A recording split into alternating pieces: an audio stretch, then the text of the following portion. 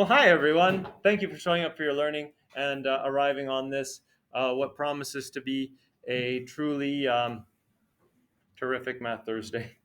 Uh, so let's go. If we have the function f of x is equal to the square root of x, we want to think about creating g of x and creating h of x as kinds of transformations.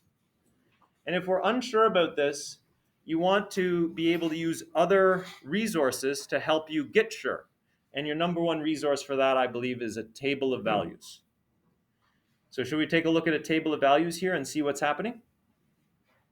Let's.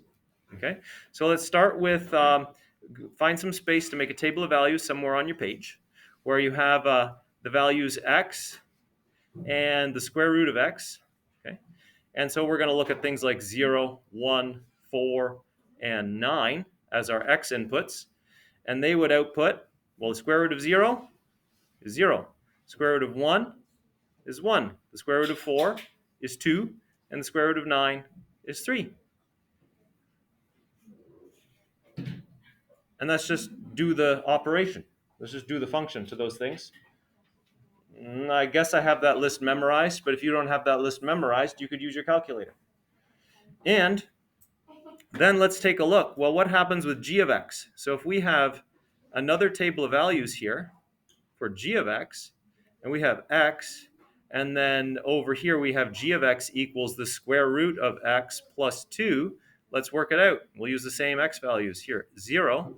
Well, the square root of 0 plus 2 happens to be 0 plus 2.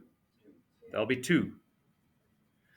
The square root of 1 plus 2. Notice that the plus 2 is outside the square root sign. Okay? So we would first do the square root of 1. It's a little equation like this. Square root of 1 plus 2 is equal to 3. So we will have 3 there. Square root of 4 plus 2. Well, we would have, like, this is saying g at 2 is equal to the square root of 4 plus 2 is equal to 4. Good. And then if we had 9 as our x value, well, let's try that. G at 9, well, that'll be the square root of 9 plus 2 is equal to 5. So what happened to all of these y values? Here are my y values here and my y values here, the outputs of these functions. What happened to all of them when I added 2 to the function?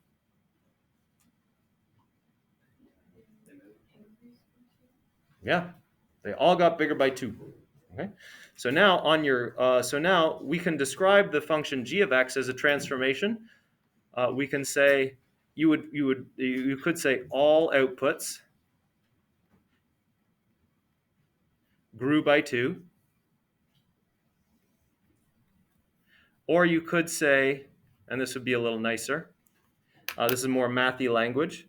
Vertical translation by 2 units. Let's make that bigger.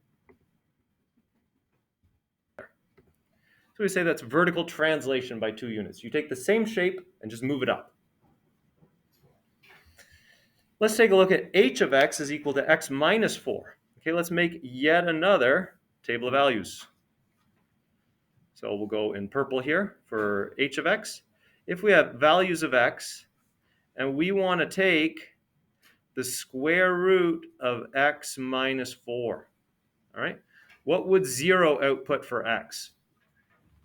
If we substitute an x in there to h of x, like we're looking at h at 0.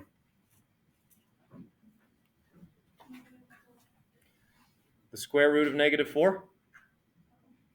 Can we take the square root of negative 4? No. So it's outside the domain now. We're not allowed to use x as 0 because the domain moved.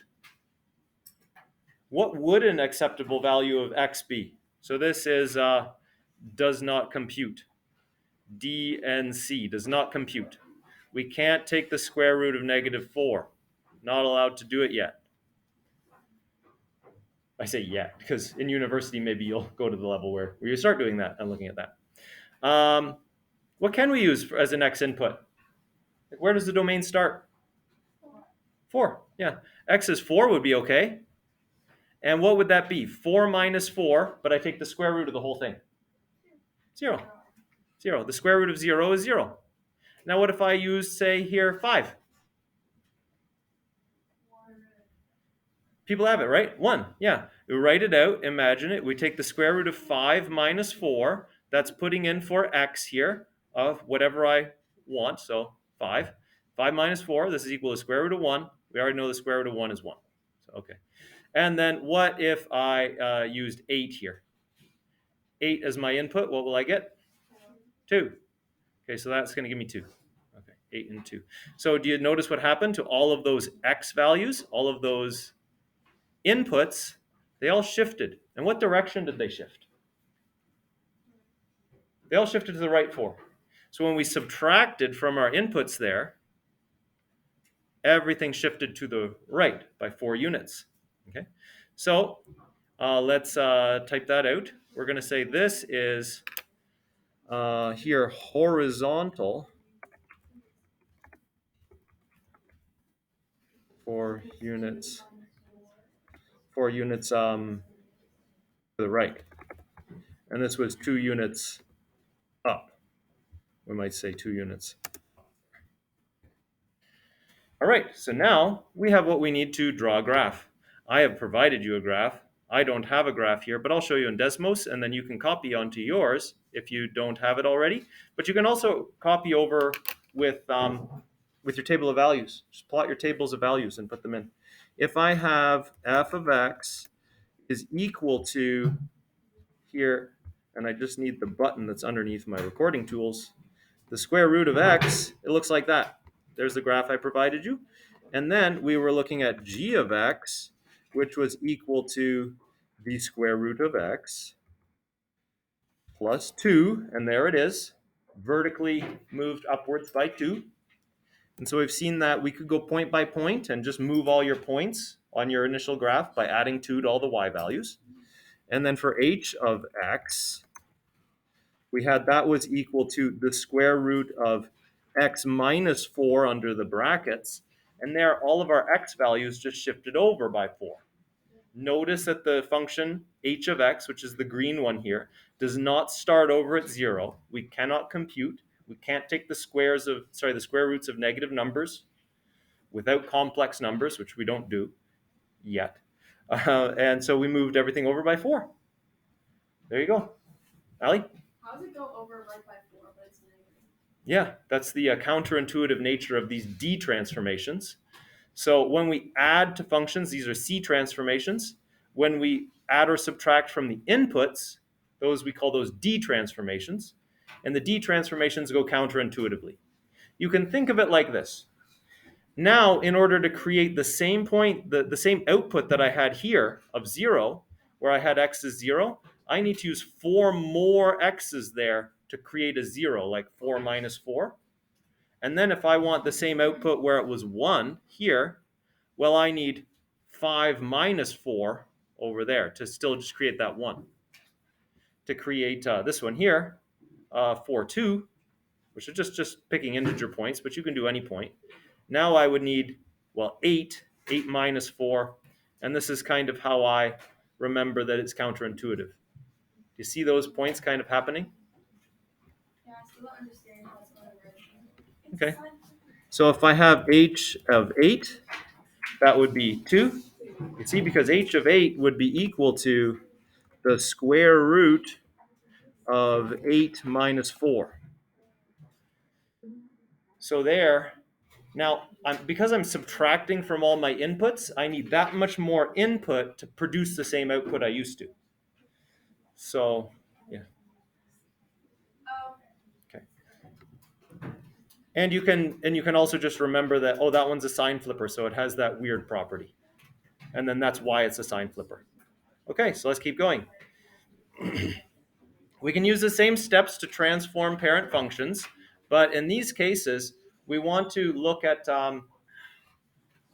what our transform point is for these translations, okay? And that's what was meant here by determine transformation values. Okay? So transformation values, if I look at something like I have an f of x is equal to x squared. And then g of x is equal to f of x minus 3. Notice that when we were working with lines and we substituted in something like x minus 3 in place of x, it created new functions. And we know that that's going to shift it left or right because that's a D transformation. So here my transformation values, I would say D is equal to 3 because it's a sign flipper.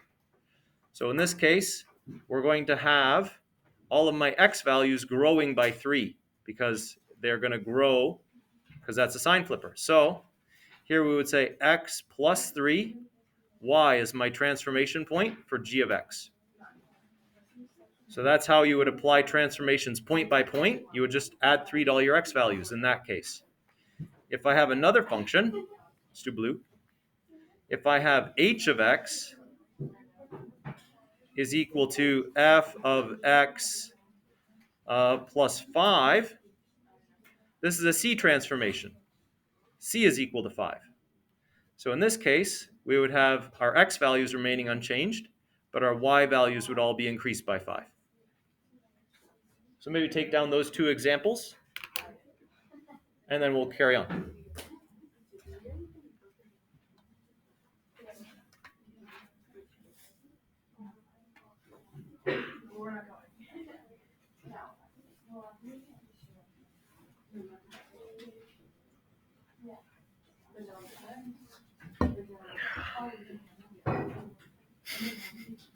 Okay.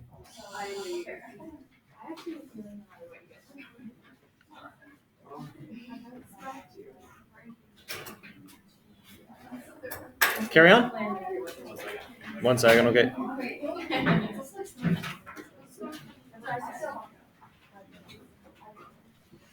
Now, when you see a D transformation, you can visually imagine everything shifting to the right or left based on the sign flipping nature of D. And if you see a C transformation, imagine the shape going up and down. That only works if you first have an image in your mind of what that looks like, which I've been encouraging you to do since September. So definitely practice that mental whiteboard thing and start moving functions around on it. And you can make your mental whiteboard more limber by doing these in Desmos and watching them move. Or doing some delta math. They have nice visualizations there too. Okay, let's carry on. So let's graph the function. F of x is equal to x minus 1, but the absolute value of all that plus 3. Okay, so let's take a look at it. What's our parent function? The absolute value function. So our y's here are just the absolute value of x. That's y is equal to the absolute value of x. Allie? Yeah, right there. So the absolute value of x, Lena, can you pass this over for me? So the absolute value of x is what we're looking for here. So let's take, I don't know, minus 6 for our first x.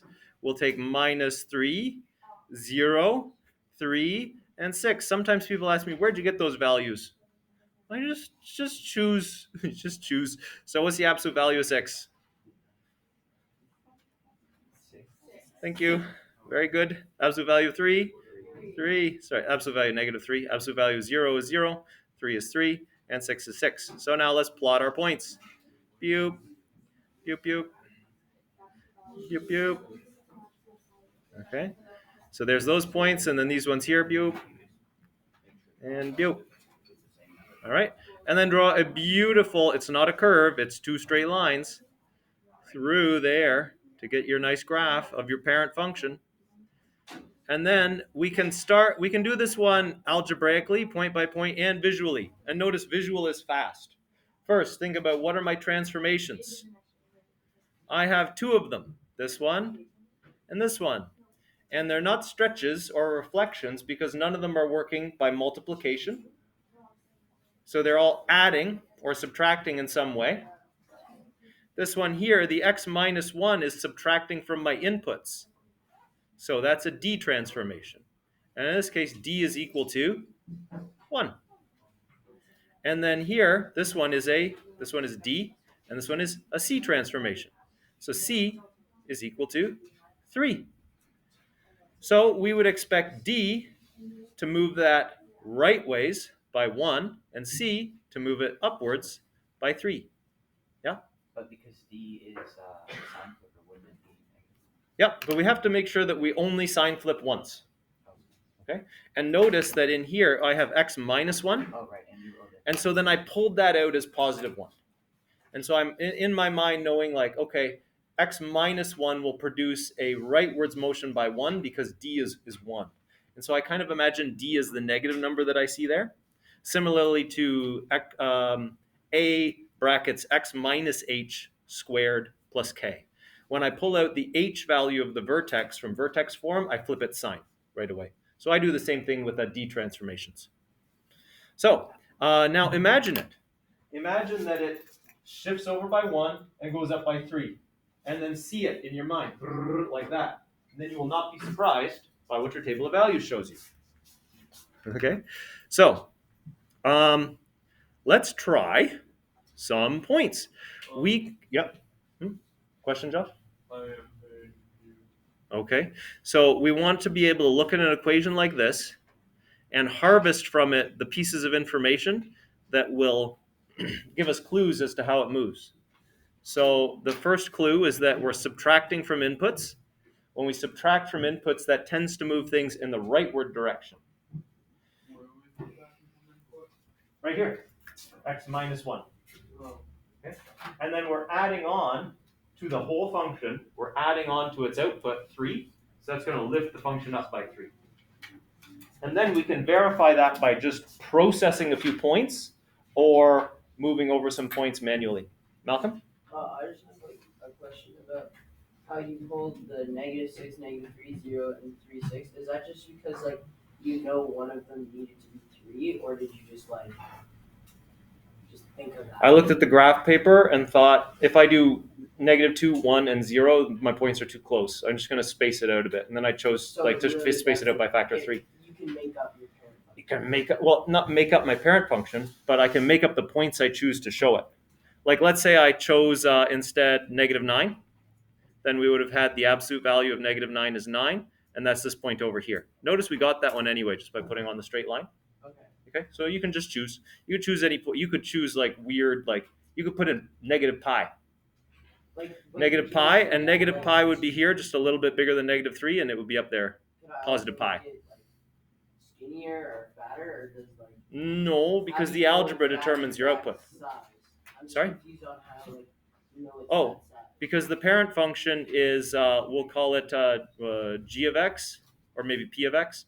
G of x is equal to the absolute value of x. So there's some algebra we do. We choose our inputs, but then we do our algebra to get our outputs. Oh, so regardless of what you choose, You get to choose inputs that you want, yeah. With something like a quadratic, you want to be more strategic with the inputs you choose, because you want to find that vertex. And I was being strategic here. I found 0, 0, which is that turning point, right? So I'm definitely going to have 0, 0 as one of my points. I want to know where that maps. Okay. Allie? How do you know like find absolute value, or are you always finding absolute value? When you have those bars. Those bars are absolute value bars. Oh. Yeah. So it's one of our parent functions. It's the absolute value function. Josh? I thought that if f is -6, wouldn't it end up being 10 because doesn't the bars on the x minus 1 make them positive? So let's take a look at doing some algebra to find some new points, and then transforming some of these points with a transformation point. Okay. -6 minus 1 is -7, and then the bar is turning into positive 7 when it is equal 10. Okay, so let's take a look at some points, and we'll talk through some. And let's take a look first at x is 0 on our transform function. So we're going to have, I'll do this in a new color. So that will be a little bit better. Here, if we take a look at 0, we're going to know that these are x values of our transform function, and our outputs is defined by x minus 1, but the absolute value of that, plus 3. So 0 minus 1 gives me -1.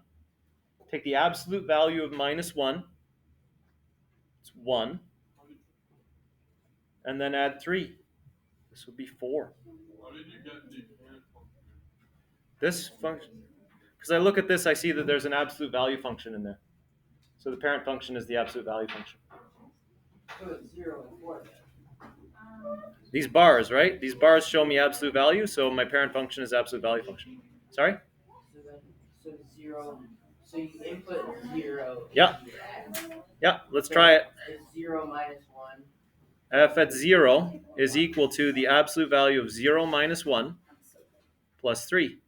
Yeah. Evaluate. This is the absolute value of minus 1 plus 3. The absolute value of minus 1 is 1. 1 plus 3 is 4. Equals 1 plus 3 equals 4. Sorry for working horizontally there, but I don't want to skip any steps and confuse anyone.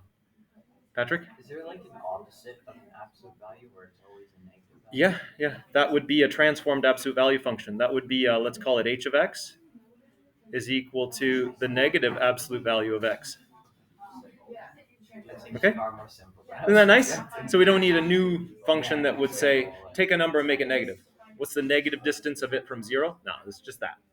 That's exactly, we would just use the absolute value function. Neat question. Okay, so that's doing algebra to find 0, 4. Let's take a look at what happens at 3. Okay, so let's put in 3 for f of x. I'll just clear some space here and zoom in so we can watch this 3 adventure.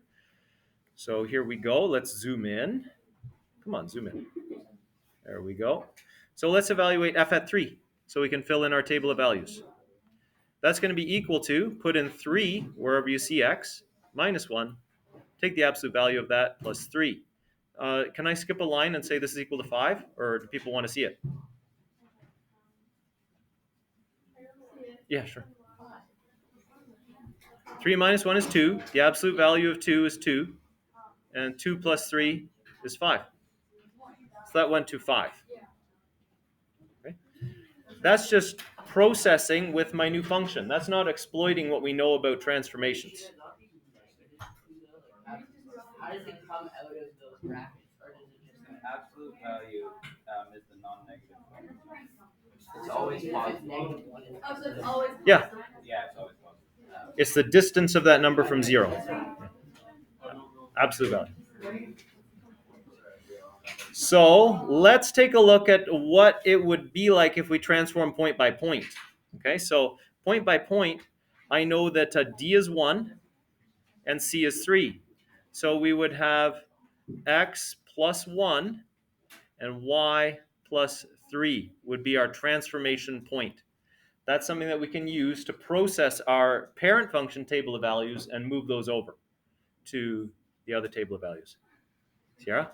How do you get, like, because it's 0 and then 4? If you're doing 0 plus 1, that's 1. So why do you get 0 for the transform function? Well, let's try it. Let's transform, if we transform 0, 0, it would go to 1, 3. I agree. Yeah.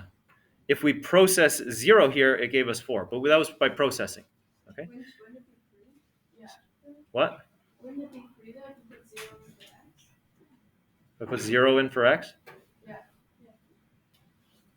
But Where? Why are you getting 2 different answers? I'm not. There's just 2 different points. Let me show you some points. Okay. This is a different process. We went through one process to generate those points. Those points are still correct. You're going to find that they're on your curve. But let's process with this here some other points. Okay. Let's process negative 6, negative 6. Negative 6 plus 1, negative 5. Y plus 3, 9. Okay. So that's moving this point here over with this idea. Okay. Negative 3, 3, I add 1 to my x values, negative 2. And then 3, I add 3 to it, 6. Okay. Now let's do 6, 6 here. Remember, I'm going to be taking my x values and adding 1 because this is a weird sign flipper. And then I'm going to be taking y and adding 3 because this is not a weird sign flipper. Okay. So 6, 6 will go to 7, 9. Let's plot all of our points on the transform function, and we'll see. Just remember, these 2 points we didn't get by transforming the point from here and moving it over. We got those just by inputting the same input value into the new function to finding its new output value. The other 3 we got very quickly by using a transformation point. Let's take a look at what happened. So negative 5, 9, that's over here, negative 5, 9. Boop. Negative 2, 6. That's over here, negative 2, 6. 0, 4. That's there, 0, 4. Okay, 3, 5. That's over here, 3, 5. And then 7, 9. That's over here, 7, 9. All right. So let's go down here. We'll draw this line. We didn't ever find this point, but I guarantee you the point 1, 3 is on there. And then, how do I guarantee that point 1, 3? Let's convert this point 0, 0. So 0, 0, if we use this, would go to 0 plus 1 is 1. 0 plus 3 is 3. That's point 1, 3. Notice it doesn't matter how we calculated those new points in the new function, whether we just input values like we did here, and we found the new outputs, or if we transform points on the parent function, we got the same curve. Got the same thing. And you could have just said, well, I'm going to take this shape here and just take the whole shape, move it over 1 and up 3. And you would have done that very quickly. Extremely quickly. Malcolm? You just pulled the 1, 3 because of the axis. It's the turning point.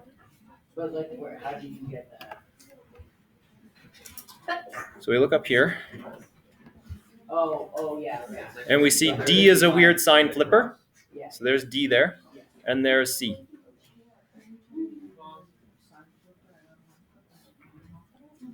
Look at another example. Let's look at another example.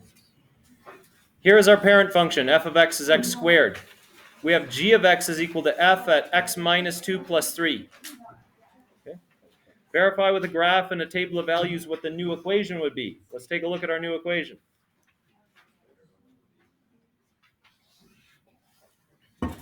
Remember, we can work in 3 different ways. We can work point by point, we can work visually just moving the shape around, and we can work equation by equation.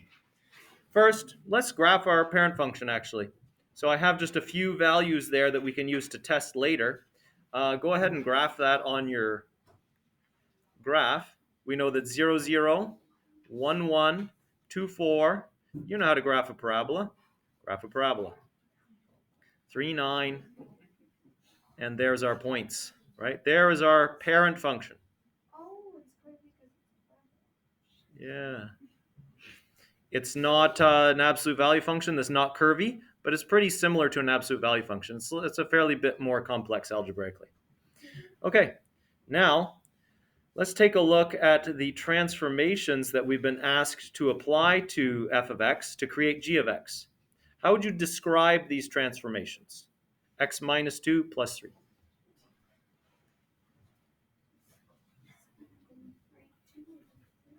Yeah, it's going to translate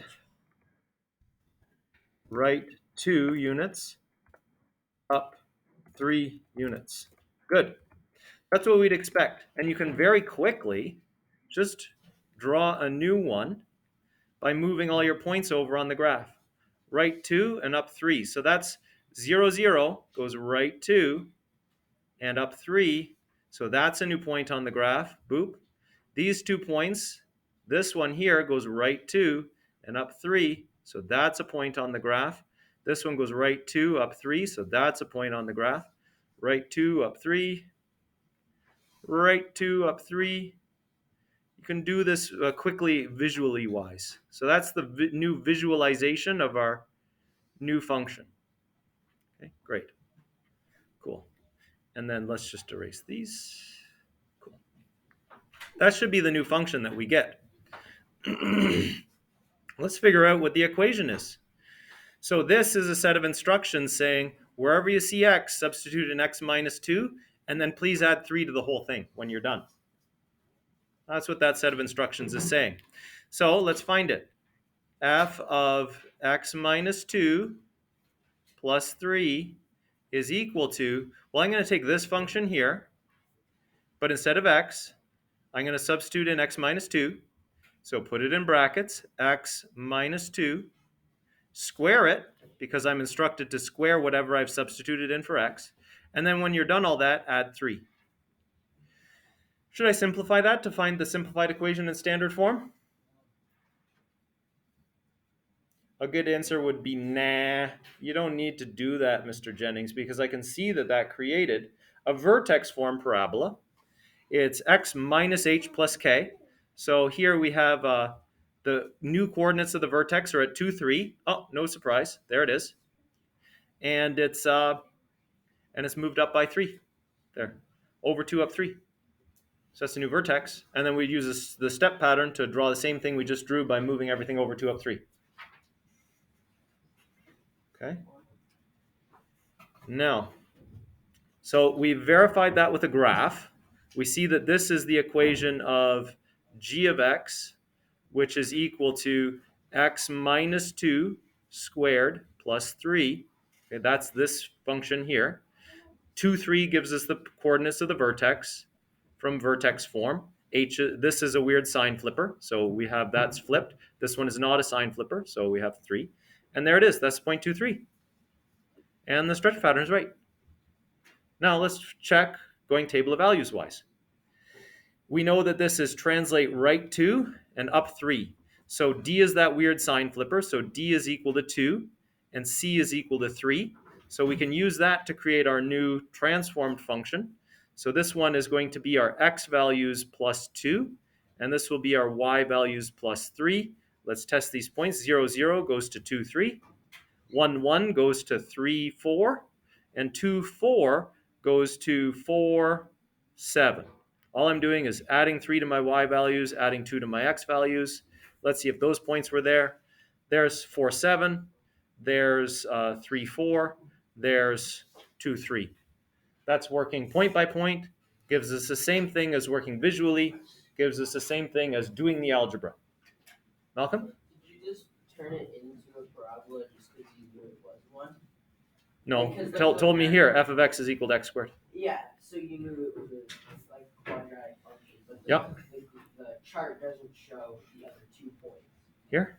Oh, like the other side? Yeah. Oh, well, yeah, I'm just using symmetry there, but I know that if I input those values, that I'll get those values, because yeah, I can use my tools that I know about quadratic functions, and you want to definitely connect those tools to this new topic of translations to see how that cascades through, either through algebra point by point or just on the graph visually. Carry on. So now practice. So here are some practice questions that you can take a look at to look at vertical and horizontal translations. You can also look at the Delta Math practice on this topic if you prefer to do Delta Math. And if you have questions, I think I'm going to go process some lines over there.